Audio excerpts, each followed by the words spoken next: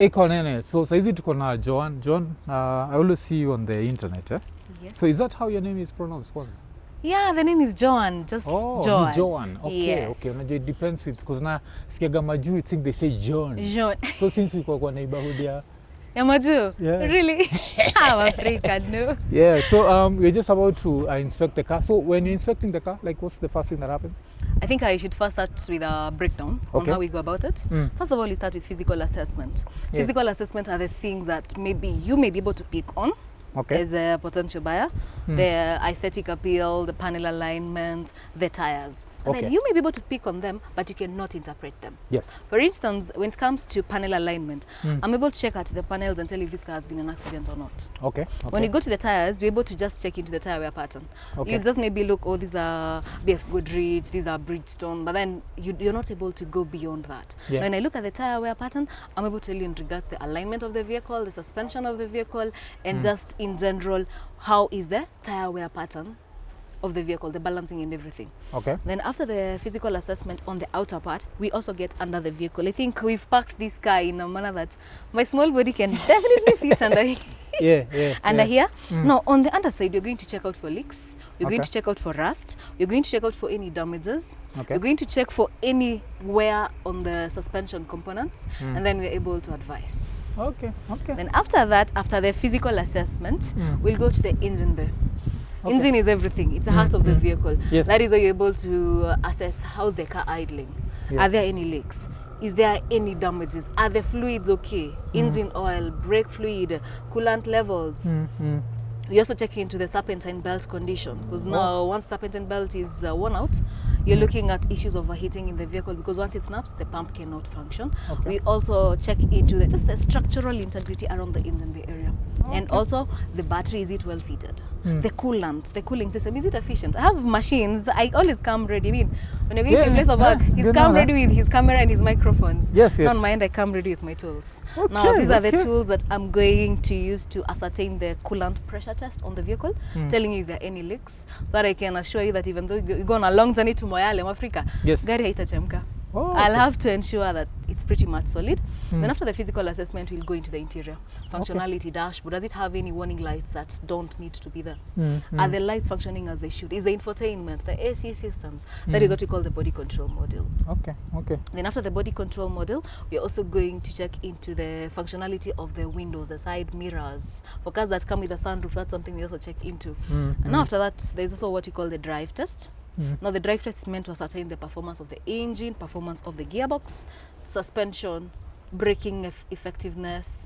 So basically I'm supposed to give you general overview in terms of the mechanical functionality, the auto electrical functionality, and also the computerized diagnosis. Inside the vehicle there's a machine, a tablet sort of. That's the one that I'm going to read the error codes in the car.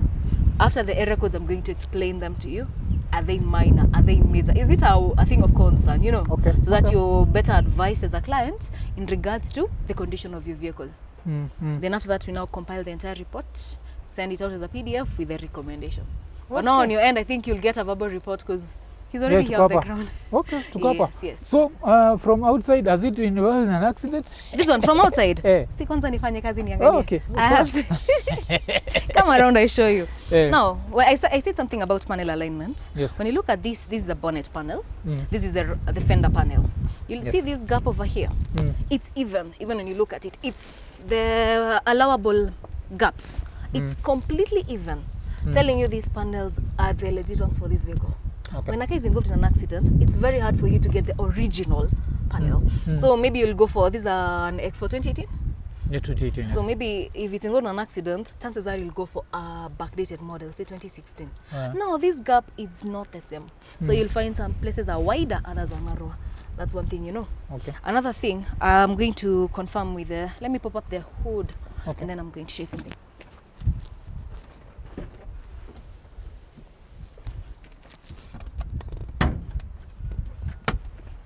And this is such a male-dominated Nini. How did you find yourself here? Passion and loving what you do. You know, we always say, yes, we may say about it being a male-dominated industry. But then, just a minute. Just jai fungu hapo kuanzia Wait, you've never opened here? Because most Mercedes-Benzes, I mean, no, BMWs, they come with a double latch. So once you just do double, inafunguka yenyewe. This one comes with a latch. Anyway, this is what we call the engine bay. Yes. You can see here we've got the mounts. But now come and see some frames down here. You can see this frame. Yes. You can see another one on that side. Yes. If the car has had a frontal impact, then chances are, if this part was really, it absorbed a lot of shock because it's the crumple zone, these frames are affected. So you'll find a lot of welding. You know, kuchomelewa, maybe with the gas welding or even the arc welding, you'll find marks around there. Also, when a car has a nose cut, you know, you may have a nose cut because maybe the front part was completely crumpled and you need to just give it a new face. That is where you find weld marks. That's another telltale sign the car has been involved in an accident. Changed parts. You've got the headlights. When you look at these headlights, they are OEM parts. OEM, but just by doing like this, you're able to tell OEM parts. Also, in terms of the OEM manisha original. Something it's manufacturer. more like, exactly. They are from the manufacturer, genuine parts from the manufacturer. The ones that we find mostly in our local markets is what I'd call generic parts. So if you break this one, getting an OEM one is really expensive. Yes, they are locally available, but they're expensive. But not for people who want to cut short on the repairs, they'll go for generic ones. Other times they are swapped even at the port. You find that generic parts, OEM parts have been swapped for generic. So if you're not keen enough to check into them, you end up getting scammed. More to that now, there's something I wanted to show you, and that's I had said something about the coolant pressure. You can see over there we have the reservoir. Maybe these things Mwafreeka haujui. Mimi sijui. You don't know? Like anything? Sikuagi mtu wa magari. Mimi sasa, something I'm sure you're not interested in. I'm a TV person. Kikuja kwa nyumba yako nitawatch TV nikuwe depressed, most probably if you're not a TV person. What do you mean by depressed? Picture quality, like those are things. You see like the way you can judge a car. Like life is just weird. Me, I'm able to judge electronics. I'm an electronics person, but entertainment electronics person. Entertainment, So sound, picture, but kuja to gari, can it move from point A to point B? Does it make me feel good when I'm driving it? How's it responding? You're good to go. Yeah. You don't care if maybe something is just about to come apart in that vehicle when you're driving. That's why now nakuja kwa professionals ka nyinyi. Because mimi nikidrive, as long as sijaona engine light ama nini, I think it's good, but still I know it's about maintenance, yes? Oh yeah, so true. That's how tunakuja kwenyu. Understood. I think we all shine in different ways. Yes. So kwa TV nikutafute? Yeah. Ukitaka Mwafreeka, like recommendation, good picture. You're the person to go to. Yes. Okay. Now this, you see this one over here? That is what we call the coolant reservoir. Hii kibuyu iko hapa ya black. This black nini? That's a coolant reservoir.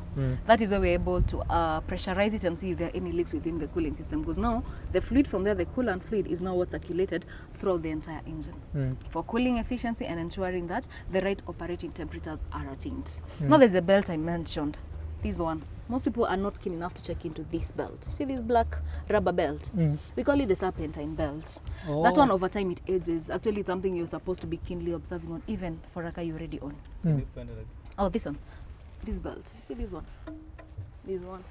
The one that's going around these pulleys all the way around. Over time, it cracks. If it cracks and maybe you're on the move, first of all, it's the one that's responsible for the functionality of the water pump. If the water pump stops failing, cooling doesn't happen to the engine, so you're looking at overheating. More to that, there are other components like the AC, there are other components like the alternator. If it snaps, the alternator can no longer charge the battery. But now the most catastrophic effect is the cooling, because when you start experiencing overheating, then you're looking at a blown up head gasket, which really is inconveniencing in terms of drivability. Anyway, now we are from this part. Come I show you the tires. So lazima nikuulize kitu. Unajua, as I told you, like ever since nini sijaangalia, what's this? Looks like something. This one. This one is what I would call oil spillage, because this is the oil filler cap. Yes. When maybe the last time you serviced, they always have to open this. As I'll show you, they open. Yes. Then they're supposed to fill up oil from there. So if by chance whoever serviced didn't have a funnel, then some oil will spill around. Yes. When the oil spills, then definitely you'll have this. Because you can see this is old because it has dust. Yes. If it was fresh, there should be oil itself. Not dust. Yes. I don't know if you can. Now with this one, yes. Now you can see over here is what we have, the oil filter. You know, so when you top up oil, it has to filter before the oil is circulated in the engine. Yes. Another key thing to check out for, because it can also develop leaks over time if not properly maintained. The purpose of this cover is to minimize the heat, because you know the engine is hot, so it doesn't get the upper part, and also minimizing on the engine noise, vibrations and everything. So it's more of a damping force. It acts more like dampening out the force.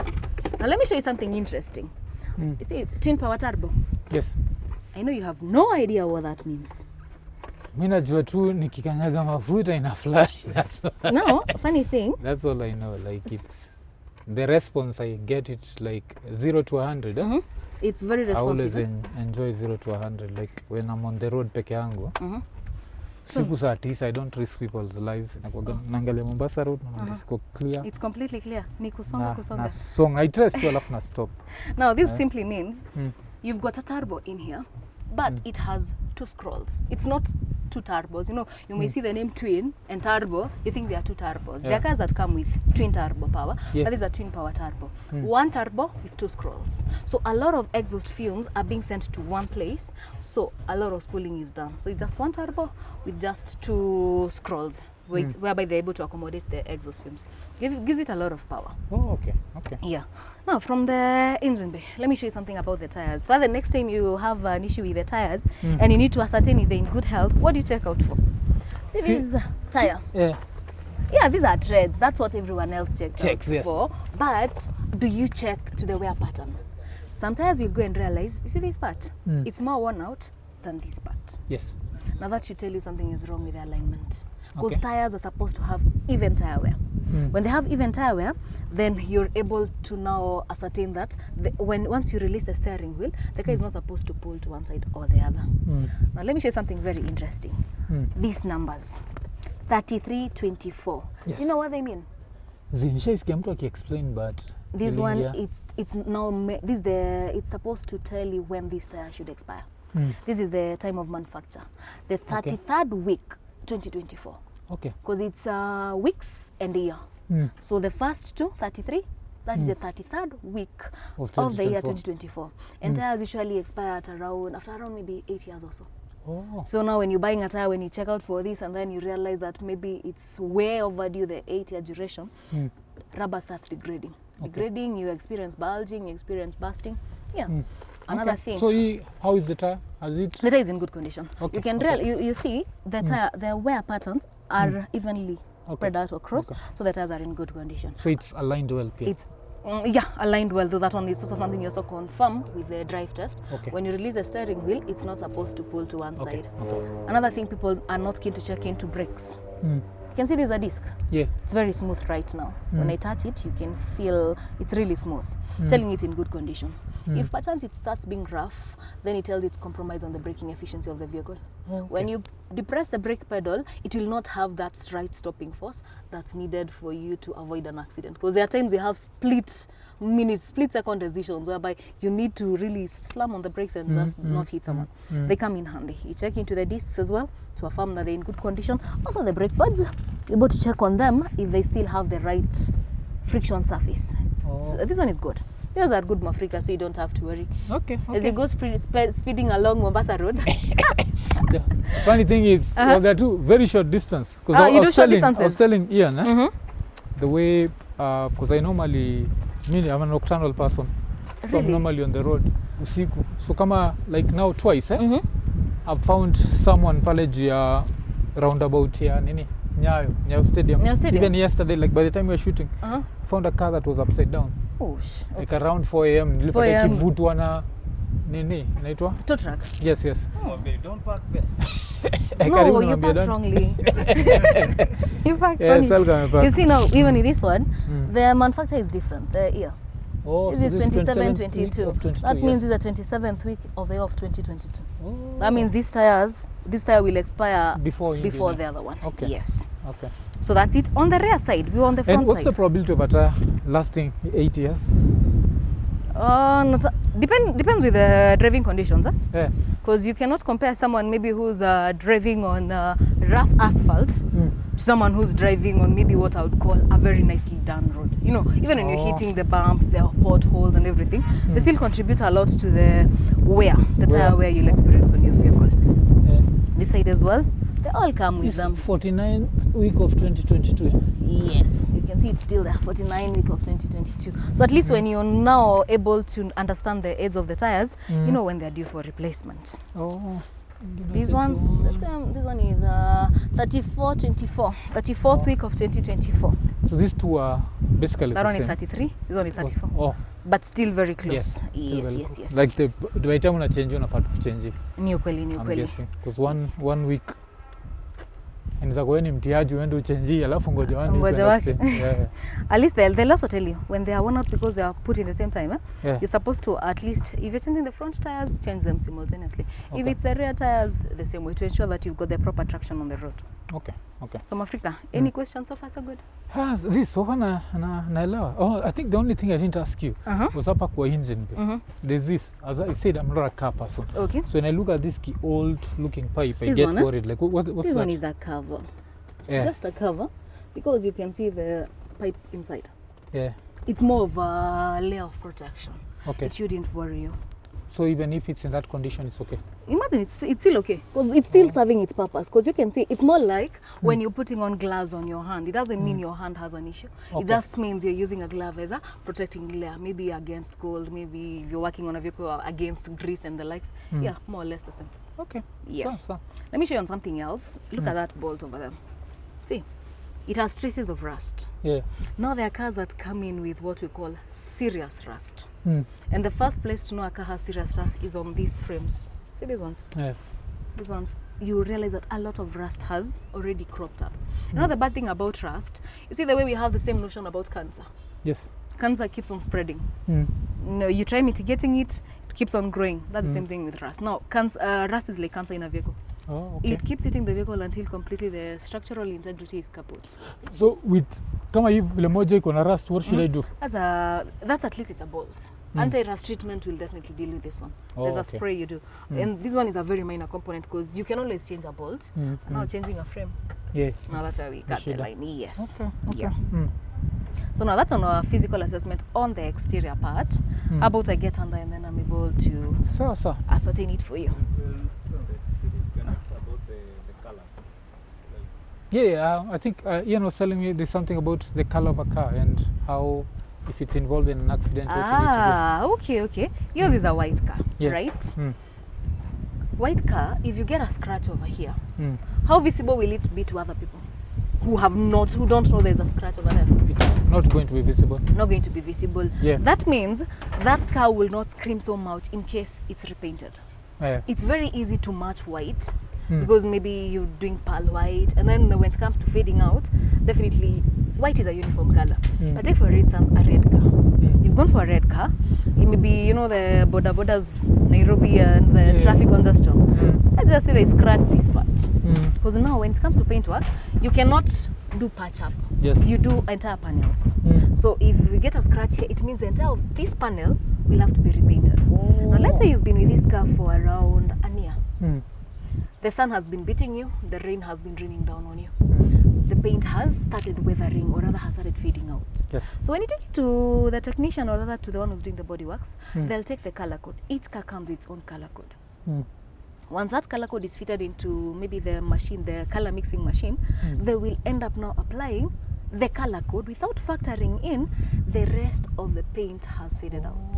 So what happens? One place will look brighter than the rest in a car. But now with colors like white, colors like silver, I mean, they have what I would call their fading out capacity is very minimized. It's not the same as a red one or a purple or a pink one, you know, these bright shining colors. So you do that, you realize they're not matching. What option do you have? It's either you decide to go for the entire body, because now it means you're applying the same color code and nothing has faded out because you're covering the entire body. Or now you have to go to a technician who knows how to factoring in the weathering elements on the paintwork. Oh, so there are people who know how to factor in. Yeah, paintwork is, I mean, it requires a lot of, if you remember chemistry and physics, it still has to be applied in that. Oh, okay. Yes. Okay. Yeah. Interesting. So unaenda huko chini? I want to get under the vehicle. We're able to check kama kuna any rust. Nijue kama uligongwa rust ya Mombasa ilikuwa imekula gari yako. Nianze kulia kwa choo. Yeah, you need to seal it. Acha niingie chini nikupigie, because on the other side now, by the fact that it's slanted, it looks deflated. Let me take a shot for you so that you can have a look at it. Like Yes, it was because niligonga nikasikia nyuma. Mm-hmm. I think niligonga na mbele. But is it the sort of damage that's needs a new tire, no? Not really. What you need is a tire sealant. Okay. Sasa ndio disadvantage ya kukanyaga mafuta. Sasa I'm always very slow, yeah? You know the maximum speed I've gone with this is 120. That's a maximum speed. Yeah, never gone past 120. Because speed... I know it's a little bit of a challenge when you have a performance vehicle slowing down. Let me see if I can see it clearly. See, no. Can see? Yeah. I remember on, when was it? On Tuesday. On Tuesday I found a flat, like he looked flat kabisa. So I had to go to the... This one now, what I think they just inflated, but they need to check out. Tire lazima itoke yote. Okay. So they can confirm if there is any leak, if it's maybe on the side walls. So they can also see kutoka yote ni itolewe ama ni twist through nje? Itolewe? No, see the tire. So itolewe? Like, you remove this and the tire is out. Oh, okay. Yeah, not the entire, okay, not with the wheel hub, no, just the tire itself. Oh. Just for any leaks, because now that will end up compromising so much. In case you ever go for a long journey, do you have the roadside emergency tools? Yes, ziko kwa boat, huh? But sitaki kuzitumia, so afadhali ni better. That's why I wanted it checked. Okay. Okay, now that's one at least you've noted on. Yeah. The next thing on that side, the suspension is solid, but there are traces of rust on the wheel hubs. I don't know if I'll be able to show them. Yep. I don't know if you can see that. So how can that be? This is minor. So what you're not supposed to do is use anti-rust treatment. Okay. You just spray it across, and beside those are hubs. It's not part of the chassis of the vehicle. On the underside, we've got what we call the sump guard. That means even though it has a substantially low ground clearance, the parts, the engine sump, the gearbox sump, well protected. Okay. Yes. So now let me get on the rear side of the vehicle. Let's check what could be there. Also checking if maybe there's any tire that may be having an issue. Yeah. It will be better when we are all familiar with everything that could be wrong. So, because this one I'm not surprised. I remember it was on Tuesday.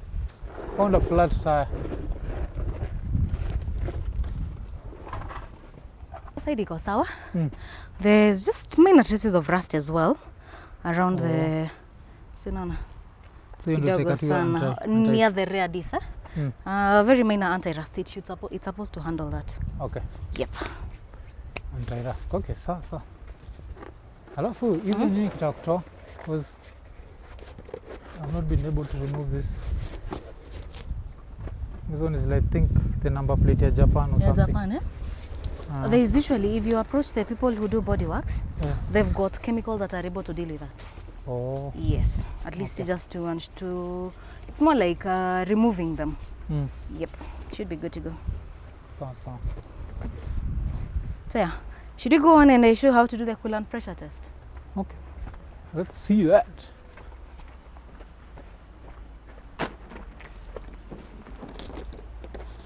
So this is my tool. It comes with all the equipment of different cars. So you see, all these connectors, they are for different vehicles. Toyota, Subaru, BMW, all of them, name it all. So now, because this is a BMW, that is what you're going to check into.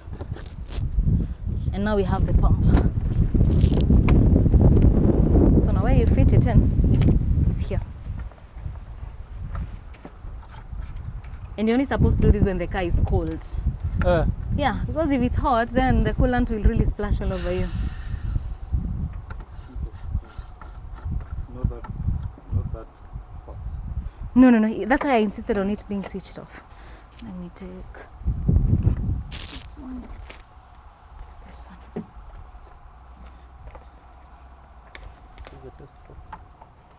Coolant pressure? Coolant pressure test, yes. What does that mean specifically? Coolant pressure?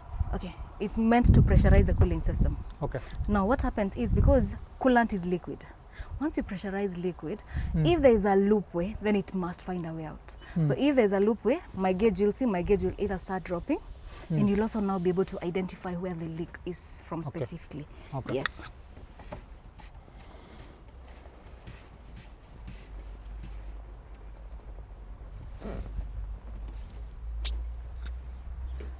Let me put this back here.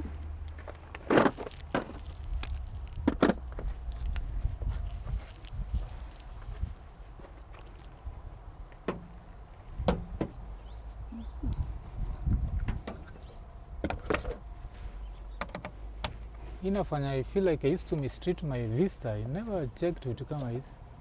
You know, it also depends with how well were you in terms of ensuring that it has the right coolant levels.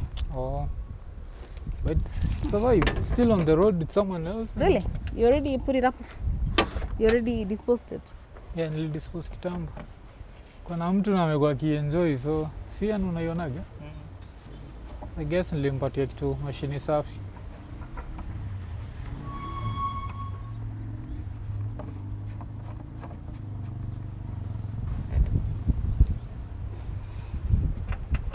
So how do you know which like connector? Car? Yeah. Imeandikwa wapi? Funny thing, haijaandikwa mahali, but then over time you're able to identify. Yeah. Okay. And now if it's a different one, say for instance, see like these threads, they're not getting all the way down. It means there'll be a loop for the air you're pumping. Okay.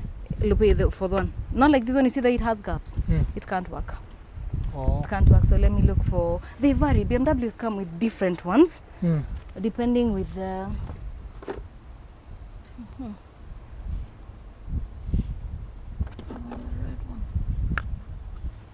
let me check out. There's some of them that we usually use this one, especially when the threads are on the inner side of the coolant reservoir. But now when it's on the outer side, you have to look for one that has threads on the inner side. Okay.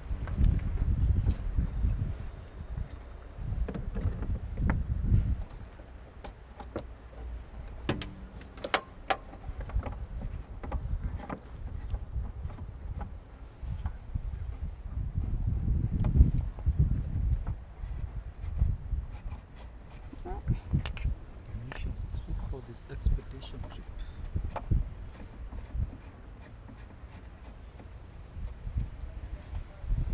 I wonder why it's leaving gaps. It's not supposed to leave gaps. Yep. A minute, I check into something. Okay.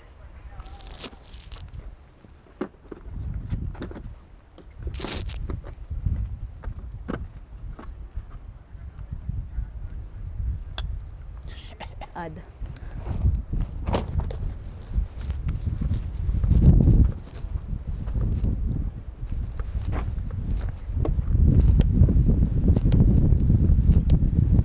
So what does that mean? Now It's it going means up? I'm pressurizing it. So this is more like a PSI gauge.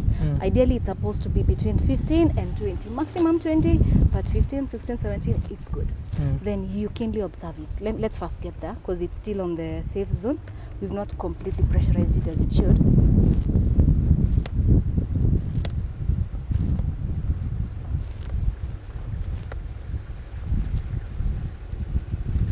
It's almost close to 15.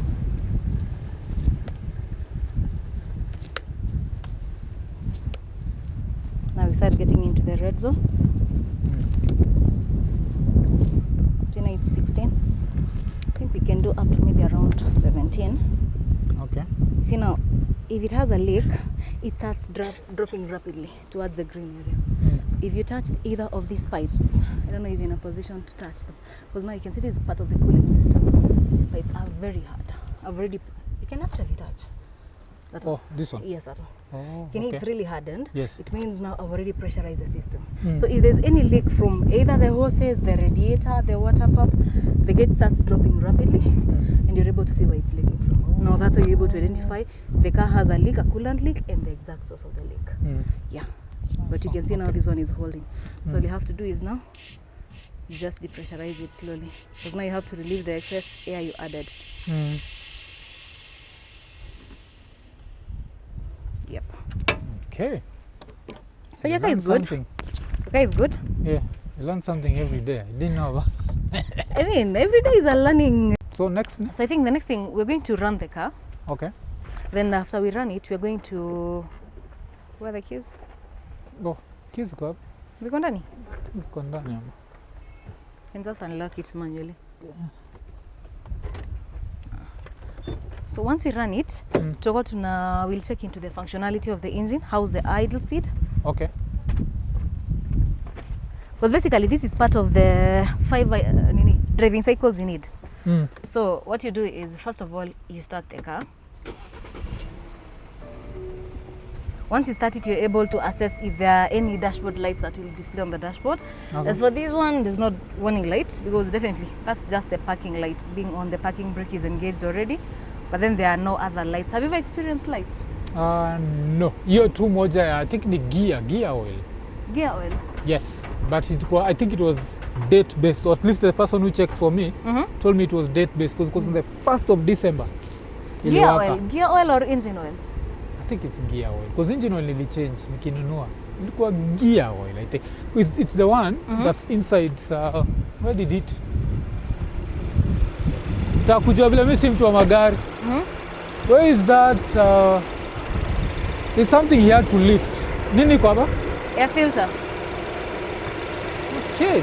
Where are the ninis for oil for you? One of them are damsel in distress when it comes to They cars. don't have a dipstick. Yeah? Your engine haina dipstick. Yes, but it's a nini flani, because he just looked at the oil itself. I don't know if I can. On the gear? Ilikuwa somewhere here, outside. Because now, when it comes to these vehicles, oil levels unaangalia kwa dashboard. Okay. It doesn't come with the manual dipstick kama zile za kitambo. Because I remember him just telling me it's still clear, and it should not be clear kama it needs to be changed. So I think and you sure he didn't check into the oil filler cup? No, haikuwa hiyo. Haikuwa hiyo? Because engine oil tuli change. It was something that we did not change, because even the other guy who checked the car said it didn't need to be changed. So yeah, that's how much. Let me see for your dashboard. What was it? I'm trying to understand. Let me go back to dashboard.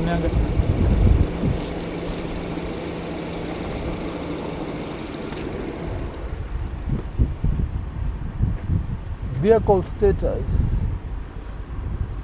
Flat tire monitor active, yes. Engine oil level.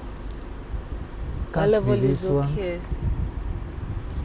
Check control. Bonnet open, yes. Yes. Back. Service requirements, I think. Engine oil. Brake fluid. Is it brake fluid? Brake fluid? Because it's engine, haikuwa engine. It wasn't the engine. Because if it's about the brake fluid. Yeah. Kwa hapa. What? Yes, it was that one. This yes. one? Yeah. But this is brake fluid. Oh, it's brake fluid. I tell people I'm not a car person. Some mnaona vile na kafala. Hapo dem ananichanua. Damn, shit. It's this one. Yeah. This one. This is brake fluid. Yes. So that's the one that as soon as ilifika 1st of December, it went on. Nah, this and it's been messing with my mind. This can't trigger that. Yeah? Hapo kwa hiyo nini, yes. It was on the check. This one was nini? Ilikuwa like on 1st December it's time to change it. So that person came, akaitoanisha, akacheck, akaniambia iko sawa. Let's, I don't know if we can. So nizaiangalia. Yeah, naona vile mimi fala. Niko na shindo, where was it? Because I remember seeing something being opened like. You know now with the nini BMWs, yeah. They have compartments. Tuone.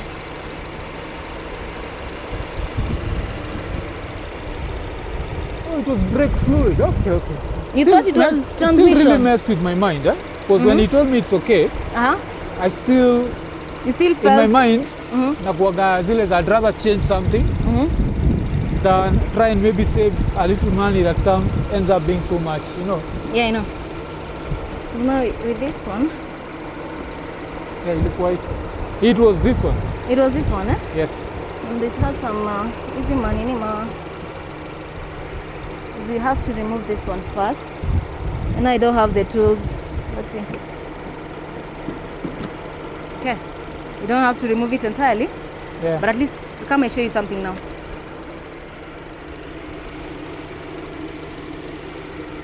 Let me first place it there.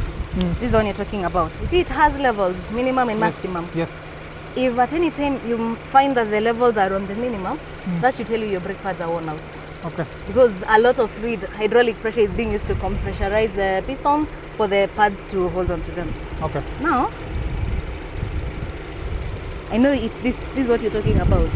Yeah. You can see it has a clear color. Yes. Because That's when what it's the same thing that's the same thing he told you. Yes. Because if it has a dark color, then it means it's completely done its time. Okay. It's time for replacement. Okay. Yes. So this should be okay. This is okay. This is okay. Even the levels are good. See, Okay. it's on the max. Yeah, so it was that one. It was It's this one. Because I was wondering, a dipstick. It was brake fluid, not well any. These things. You're still learning. I'm You're still learning. yeah. You're still learning. I think this is the car that's going to make me a car person. You'll have to learn. Like honestly. I'm so invested in maintaining its performance that now I have to, because ile nini yangu iko inaishi kwa nguvu za macho. Ikiwa tuna shida, that's when I used to take it for checkups. For checkups. Yeah, I never used to.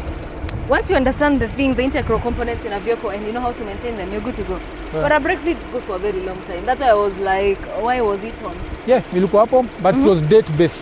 But it's based, huh? Yes, so on the 1st of December, it went on. You did a reset on it? I think, yeah, he did a reset. There, Then you're good to go. Now, you see the way the engine is running?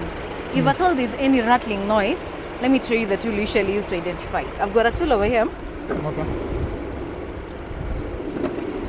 It's just a mechanical variant of the doctor's stethoscope. Works the same way though. You just plug it in. Oh, okay. It amplifies the noises. Once you plug it in, go to the engine. You listen. It's running normally. Go to this other side. Running normally.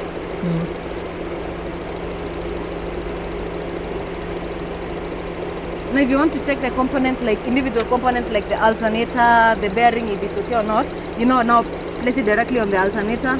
Listen to how it's working. You can also go and listen on this underside. Oh. Yep. Now in case there's any noise, this one amplifies it. And you're able not to be like, that noise is specifically from this and this place. So far, no noise. So far no noise, so far no noise. Okay.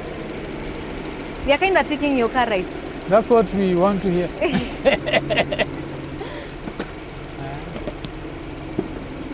No, after that, I would want us first, because this is your personal vehicle. Yeah. Let's check into the functionality of the auto electricals.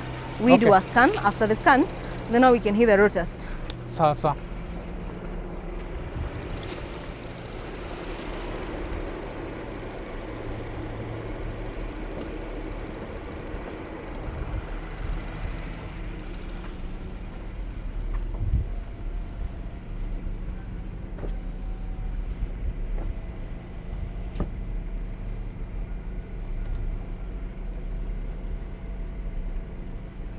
Let's check into the boot. I think tukiwa kwa boot, even we should check what else. What else should we check? Actually, it's down to ask you. You need to change tires, eh? It should be here, sindio? That's what I want to confirm, if it's actually fitted.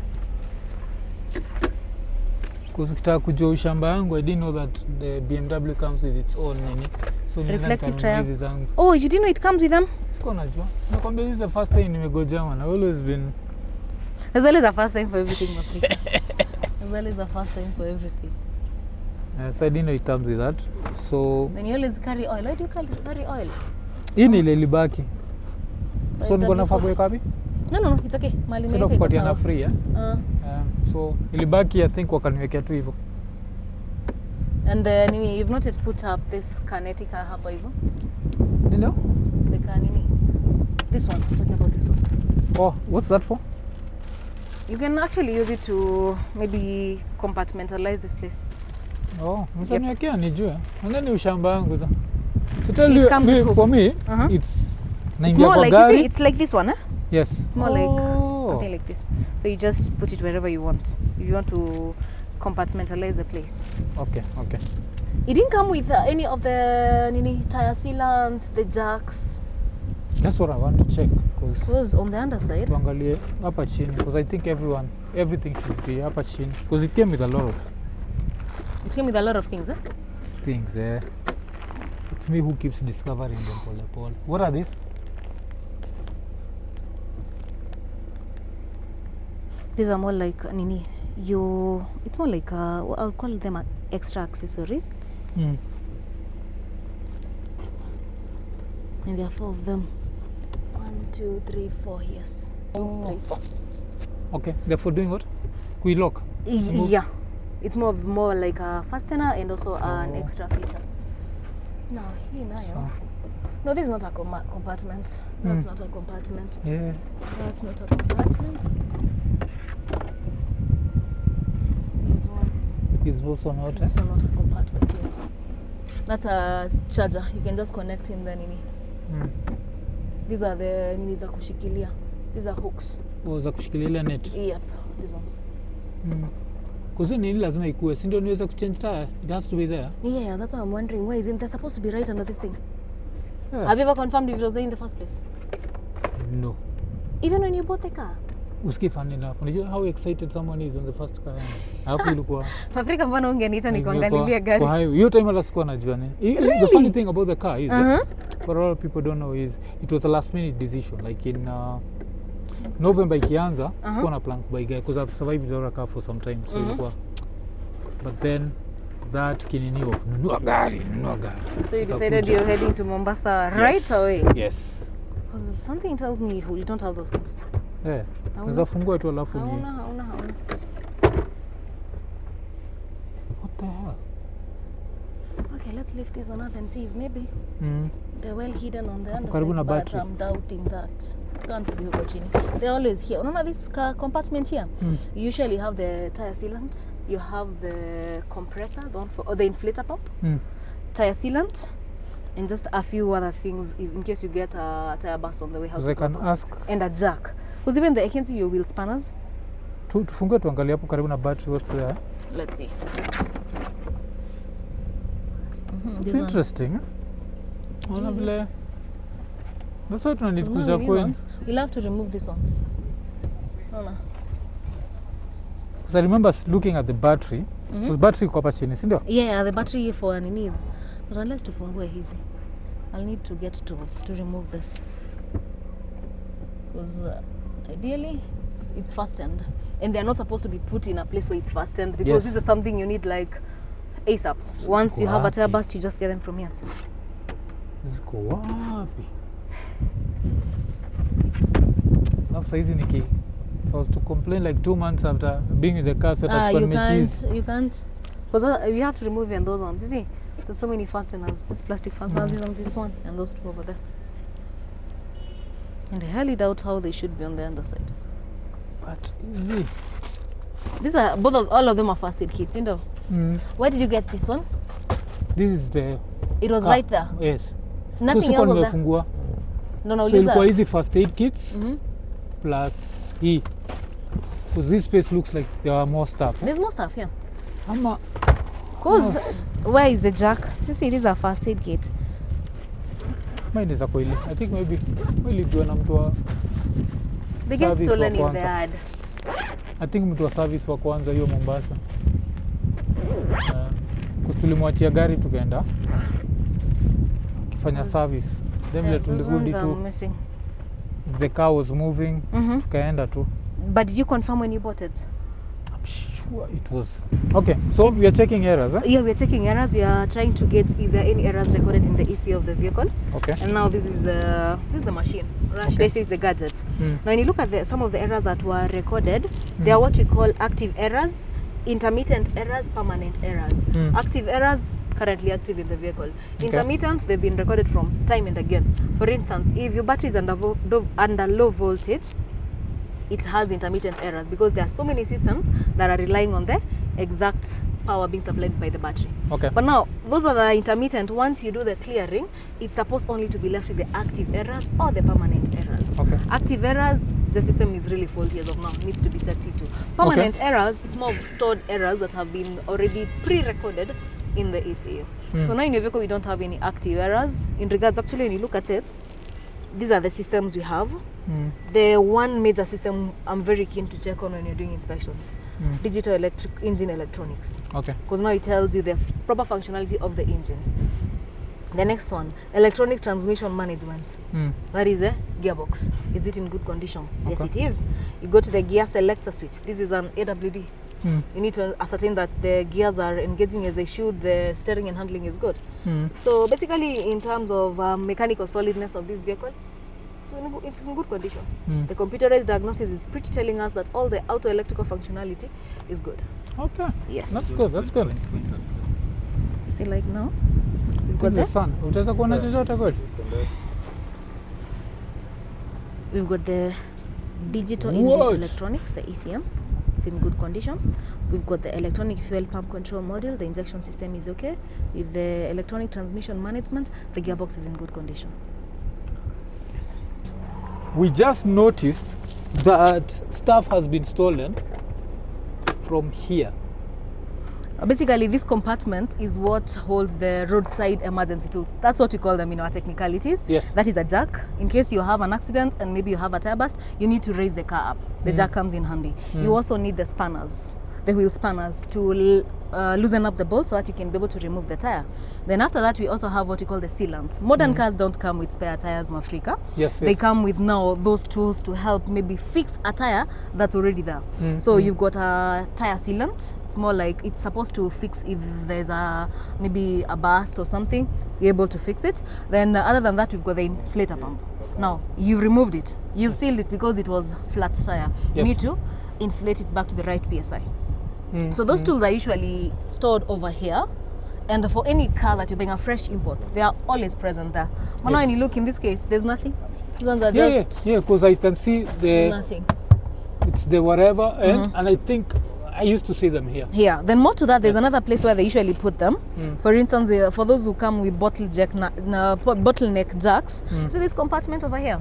Yeah. When you open it up, you realize the only thing that's present is a tow hook.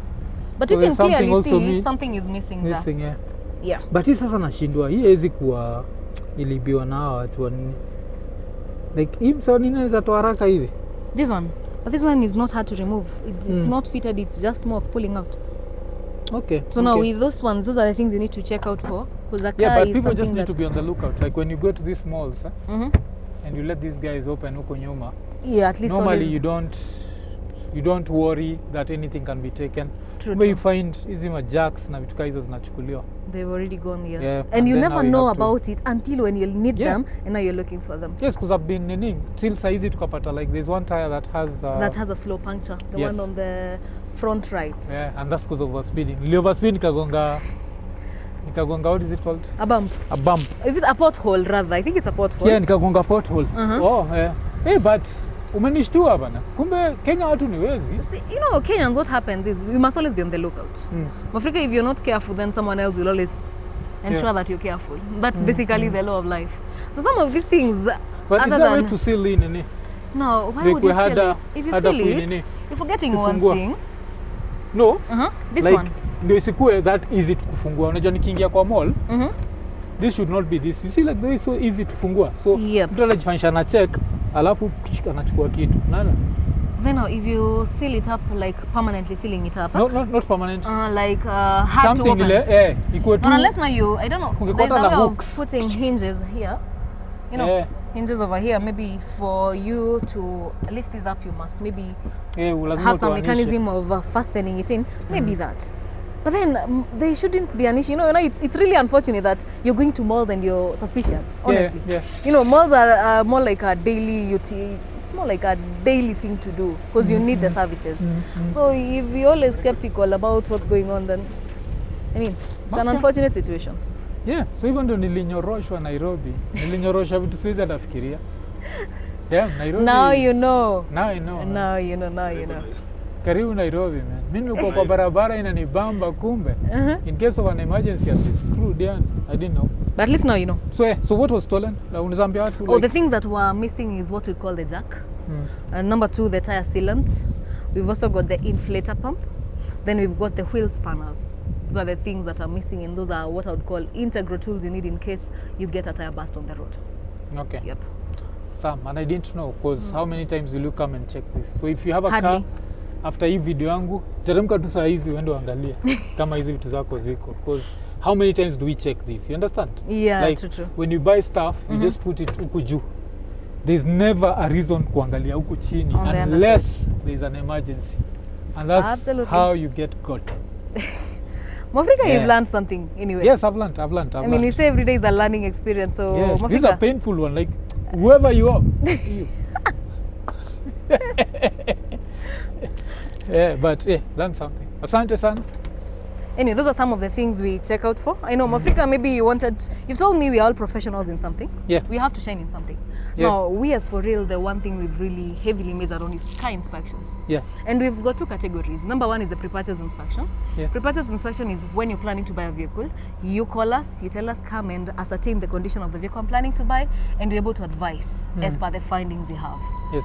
Now, that one we've got a team in Nairobi and also a team in Mombasa. So if you're planning on buying a car in Mombasa, we got you sorted. In Nairobi, we got you sorted. More to that, we've got the second option we have, the second package is membership package. Now, these are for people who already own cars. You want to know the health of your car. You want to always ascertain that your car is in proper functioning condition. We got you sorted by our membership package. It covers you for an entire 12 months in a year. A very minor charge, honestly. Kenya shillings 10,000 only. Yeah, so mimi ni member. So kuwa member pia wewe. Changamka haraka. Copy him. Yeah. Because it always At least ensures. utajua vitu zimeibiwa, utaambiwa haraka, unajua mapema. Unachanuliwa. Yes, unachanuliwa. Because I think those consistent ninis are the things that will make you more careful, so you'll know things to look out for. Yeah, true. So mi now on a random day nitakuwa nikienda kwa super, nikitoka kwa super mtu anafungua pale, ashindo mjinga naangalia. Everything is there. Then just to make sure that, because you don't want an emergency, if it was not an emergency. Yeah, true. But yeah, 10K, I think it's a very reasonable figure, because I always break down things into months. So it's like you are using 800 shillings a month to give yourself the best, what is called, like peace of mind. Peace of mind, and you're always Yes. assured of the condition of the car you're driving. At least you drive confidently on the roads. Yes. Yeah, so watu wa changamke, thank you. This has been a very good experience. Even discovering that is gone was actually a good experience, because now at least I know I have a problem to solve. And now you know the problem we have in Africa is what? These cars are across the board. You see now the way you feel scammed. And that's now in just roadside emergencies. Yeah. Now imagine that's the challenge that most people face outside there when it comes to buying vehicles. We've got so many crooked dealers outside there. We've got so many crooked brokers outside there who just want to rip off your hard-earned money without giving value for your money. If I were to be honest, I think that's the greatest challenge we face. Yes. You know, but then there's always one thing I've stood by. When I started out, there was all this thing about, can we bribe you? Or how much can you take so that you can just say this car is good? Yeah, it has actually, if you are following my videos last year, I was like, you can't bribe me. Because you know that beats your whole business Exactly. model. Because you are the one completely. who's supposed to, yes, when unafaa kuchanua mtu ajue. Ajue, what are you looking out for? Gari unanunua inakaaje? So if I'm bribed, then it beats the whole logic of what I'm doing. So I was like, now for what we stand for is 4Real. We are completely bribe proof. You better beat us, but when it comes to integrity, when it comes to honesty, when it comes to being truthful, those are the core values that 4Real is built upon. And that is the same thing we're even bringing up with the membership. You know, with the membership, we have the after garage inspections. Yeah. We realize that now you've bought the vehicle. The first mistake people make is buying the wrong vehicle. Let's say, for instance, Hopefully hii window itasumbua. Kuzi nini? Na janini yetu imezimika. this one.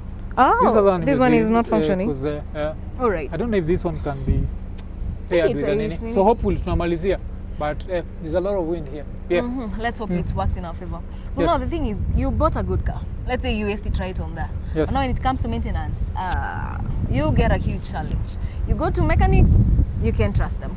You go to a garage, they don't do the work you're expecting them to do. But at the end of the day, you're still paying for it. So that's why the whole membership comes in to ascertain that you are confident in the car you're driving. Once it's gone to the garage, we come and do an after garage inspection.